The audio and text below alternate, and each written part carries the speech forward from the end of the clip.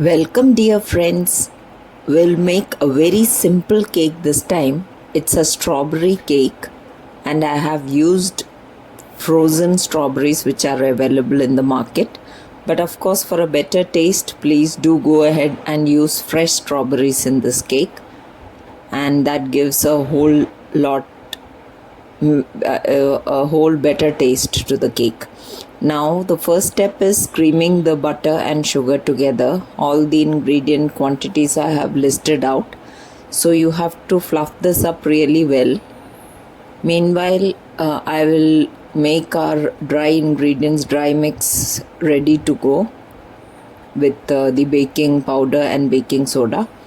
Now you can see how much fluffed up and light and almost white in color it has become. So till this stage you have to beat the butter and sugar together, and after you reach this stage, we have to take 3 eggs in this, 3 large sized eggs. If they are small, take 4, and after addition of each egg you have to individually and separately fluff this up further. And now at this stage, after addition of all eggs, you have to add 1 teaspoon of vanilla essence, and plus any pink or red food color if you have. I didn't have any, so I have skipped it, but you may go ahead and add it. Now these are the frozen strawberries which I have. I wanted to make a puree out of this, but it is not so easy, so I'm adding this is my replacement for sour cream.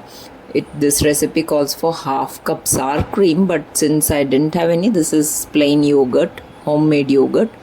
So this is the color which we achieve, and once it goes in the cake, it gives a still lighter color. So if you have any food color, it is better that you use it. After addition of all the puree and everything, this is how the wet mix would look like. And now we'll start adding dry mix in 3 additions, batch by batch, ensuring that with a cut and fold, with a very light mixing procedure, we are adding the dry flour in. And if you feel that the liquid consistency of the liquid is very less, you may add 3 to 4 tablespoons of milk in the end, so as to ensure proper mixing of the batter. Now this is how the batter has turned out, a light pink in color. These are the cake tins I have lined, and I have dusted it with plain gluten-free flour. And these are 6-inch ones. I would recommend that you use 8-inch tins so that stacking is easier. Now this is at 170 degrees. You have to bake it for 35 to 40 minutes. You have to keep checking. Now I have cut the cakes into 4 equal discs. I plan to make a tar cake. This is for the frosting.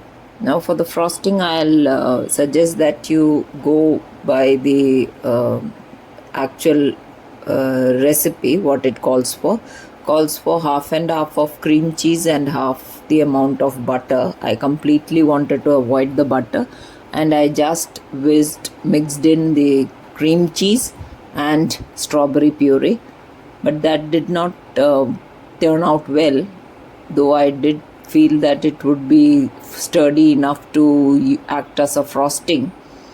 But on whipping it up, it turned out a bit liquidy, which would not hold on the.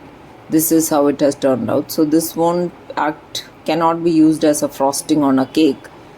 Anyway, I used this since this was tasting very well. I had added around 5 to 6 tablespoons of sugar, also powdered sugar. So this was tasting very well and giving a very nice aroma of strawberry crush and strawberry, that taste of strawberry and the smell of fresh strawberries it was giving out. So I used this only in between the layers to wet the layers.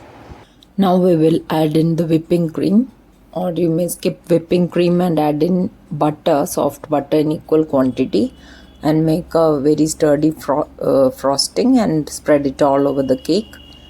You may decorate the cake in any which way you like and top it with strawberries or any other as per your wish. and serve this yummy cake to your family. Everyone will enjoy. So for more such videos, please do share and subscribe to Gluten Free India. Thank you.